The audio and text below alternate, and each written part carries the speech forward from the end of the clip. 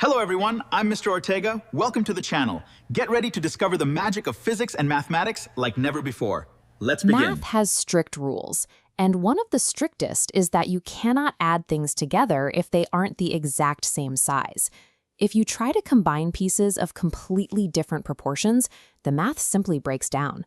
Let's look at the anatomy of a fraction. The bottom number is the denominator. It tells us exactly how many identical slices a whole object has been divided into. The top number is the numerator. This number tells us exactly how many of those specific slices we actually have in our hands. Now, look at this addition problem. 1/2 plus 1/4. If we check the denominators, we immediately see a conflict. A half is much larger than a fourth, so these numbers do not match. The natural instinct is to just add the top numbers together and the bottom numbers together, straight across the line. But doing that creates a mathematical fiction. You're pretending different size slices are identical, which yields an answer that makes zero logical sense. The traditional way to fix this is by listing out multiples until you eventually stumble on a common denominator.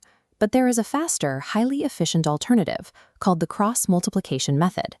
We start by looking closely at this equation, 1/2 plus 1/4.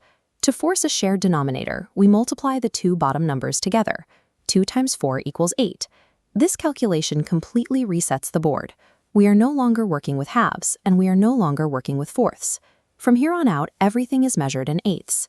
By multiplying the denominators, we create a shared unit of measurement. Both sides of the equation now speak the exact same language, clearing the path for them to interact. Next, we have to adjust the top numbers to match our new denominator. Look at the equation and multiply diagonally. We take the top left 1, multiply it by the bottom right 4, and place that result, of 4, over our first eighth. We repeat that exact diagonal process for the second fraction. Multiply the bottom left 2 by the top right 1. The result is 2, and that goes right over our second 8. Now that the bottom numbers match, the actual addition is completely straightforward. We add the top numbers, 4 plus 2 equals 6. Then we just slide that shared denominator of 8 straight across the equal sign. Our final answer is 6/8. This method scales the pieces and the whole proportionately at the exact same time. The intrinsic value of the fractions never changes, making the final addition totally frictionless. Let's look at a new problem to test these steps. 1/3 plus 2/4.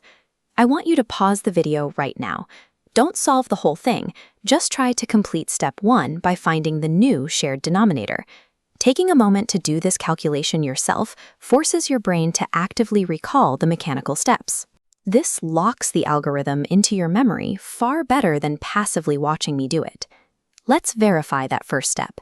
Multiply the bottom numbers, 3 times 4, for a new shared denominator of 12. Next, we diagonally multiply for the numerators. 1 times 4 is 4, 3 times 2 is 6. Finally, add the tops and slide the 12 across.